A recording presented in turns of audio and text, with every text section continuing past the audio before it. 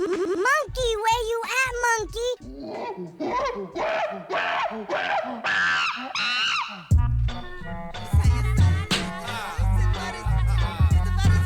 Monkey problems? No, I'm not having monkey problems.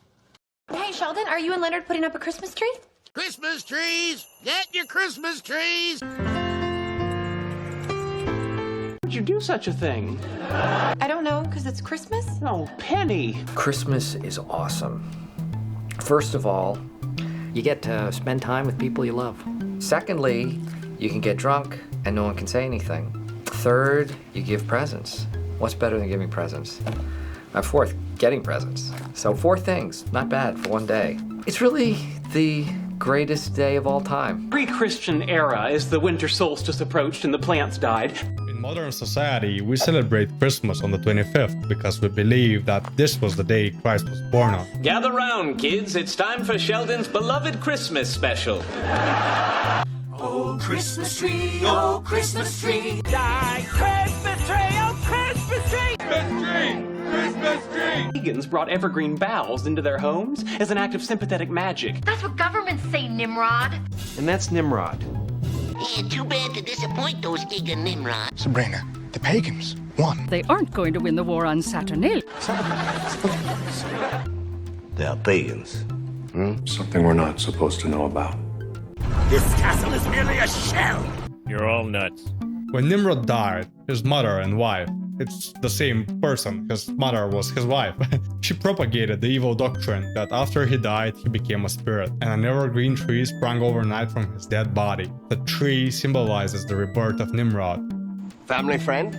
Very friendly. Because God forbid!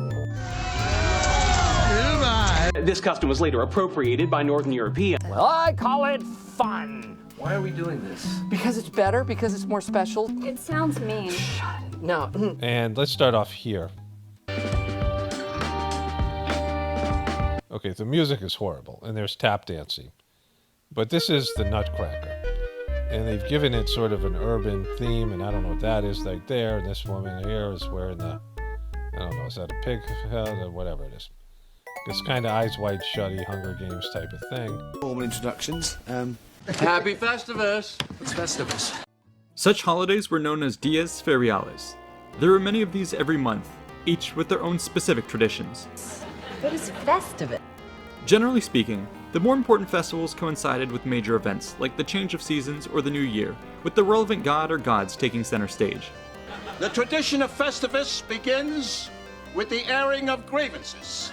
I got a lot of problems with you people. Now, you're gonna hear about it.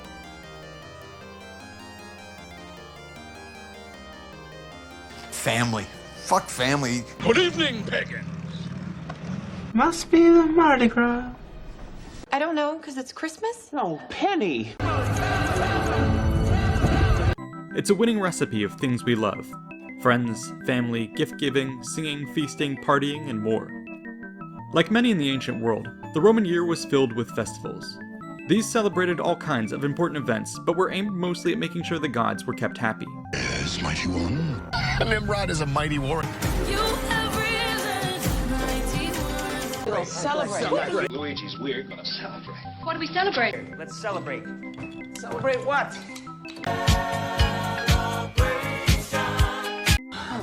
Listen, Harry, I need the 23rd off. Hey, I hired you to work during the holidays. This is the holidays.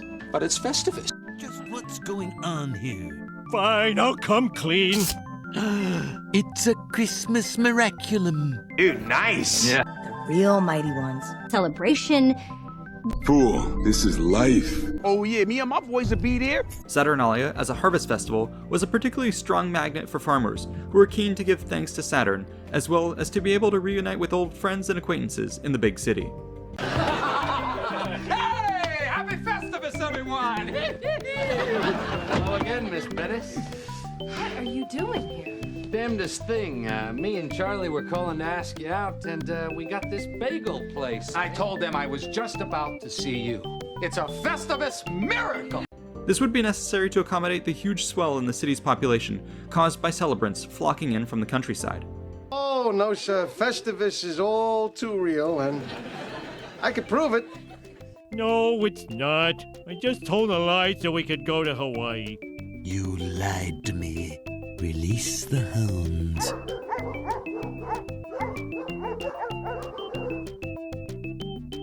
Oh, they'll be here any minute.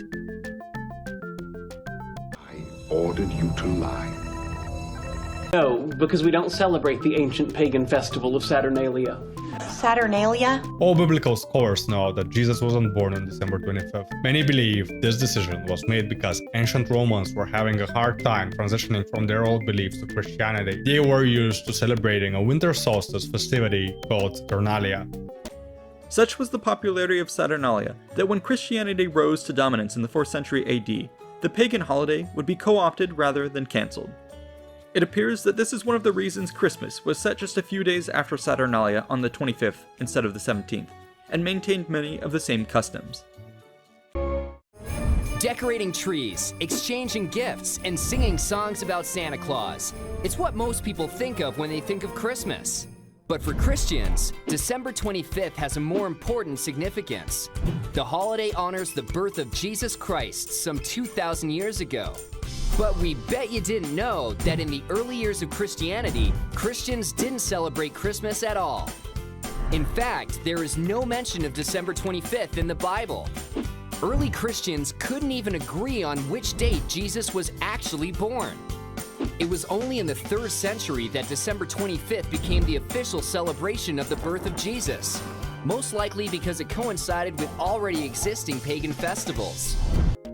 This included senators and magistrates and candidates for office. You really are. You're the ones that sent Bill Clinton to the presidency, and you're the ones that sent Barack Obama to the presidency. And I have a simple proposition here. I'm here to ask you for your help. Where I come from, you don't get far unless you ask. My name's Joe Biden. I'm a Democratic candidate for the United States Senate. Men who normally wore specialized togas, proudly displaying their status. I had a one-man Saturnalia last night. This was the festival of Saturnalia, Rome's awesome pagan Christmas. The pagans. Family, huh? Naughty, fool in town. I thought that was called Nasty Christmas. Nero was infamous for stealing the show by providing a truly impressive number of free prostitutes for the week. This was definitely a naughty Christmas, and would seem at odds with our own holiday. Things that have really nothing to do with Jesus and not even all that much to do with Christmas. Mardi Gras. A little early for Mardi Gras, isn't it? Mardi Gras, bitches! Oh, man. Wow, Mardi Gras. Hooray! It's just like Mardi Gras! This would lead some religious purists, such as the Puritan settlers of colonial America, to oppose Christmas celebrations. In 1644, the Massachusetts legislature fined anyone who observed Christmas 5 shillings, which was a lot of money at the time. On the first day of Saturnalia, My first Hanukkah with Sheldon, he yelled at me for 8 nights. everything in Rome shut down, and people were expected to forego their normal attire and instead wear plain, simple tunics. I was gonna get you one of these for Christmas. I don't have to. I'd save a ton of money. So what are you gonna get me instead? I don't know. Maybe like a sweater or something? When an image of the royal family next to their 40-foot Christmas tree was published in American magazines in 1848, the custom caught on in the United States as well. The Romans too celebrated Christmas as far back as the 4th century AD. Oh man, not the lame-o 12 days of Christmas. Of course not. I want to sing the original unabridged 39 Days of Christmas, and a 1 and a 2. On the first day of Christmas. Hey, it's the Parade Day Parade! Oh, the days of Christmas. Frank, no offense, but this holiday's a little out there. But today, it was lined with decorative candles and torches. On the 7th day of Christmas, Preparations and close out business before the holidays. That's all we're seeing here. And these people are, let's just say,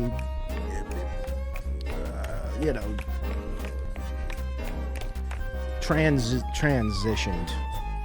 What is this? Is it Clown World? It's Clown World.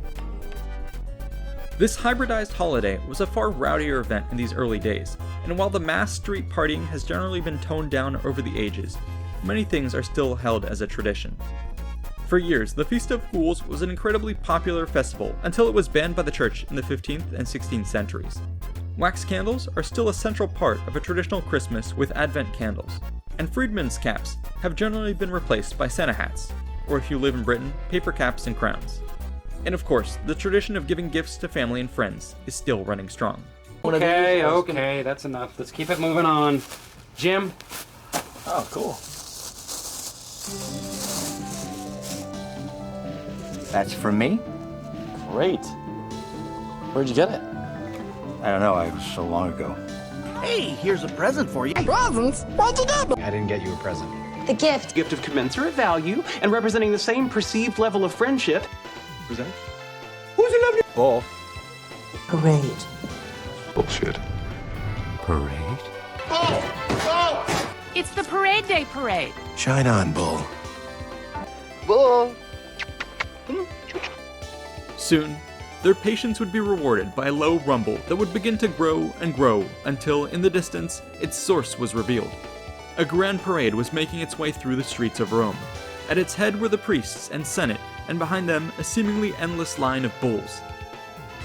A parade of bulls, the largest of the year, would then be brought in and sacrificed. Saturn's return.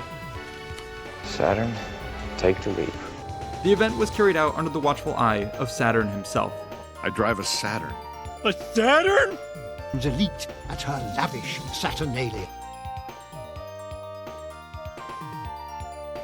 These wrappings were removed by some priests, which marked the official beginning of Saturnalia. The Roman god Saturn, for example, is roughly synonymous with the Greek god Kronos, both of whom are associated with rebirth, harvest, and heralding a new golden age. Kronos. Yes, sir. Led by Kronos. Use the fate. We will resurrect you, Lord Kronos. Well, we could go see the Kronos Quartet at Avery Fisher Hall. That's what governments say, Nimrod. Nimrod is... And every next birthday, Nimrod would visit this evergreen tree and leave gifts under it for his worshipper. You in? Nimrod. Don't want... I haven't celebrated Festivus in years. What is your interest? Just tell me everything.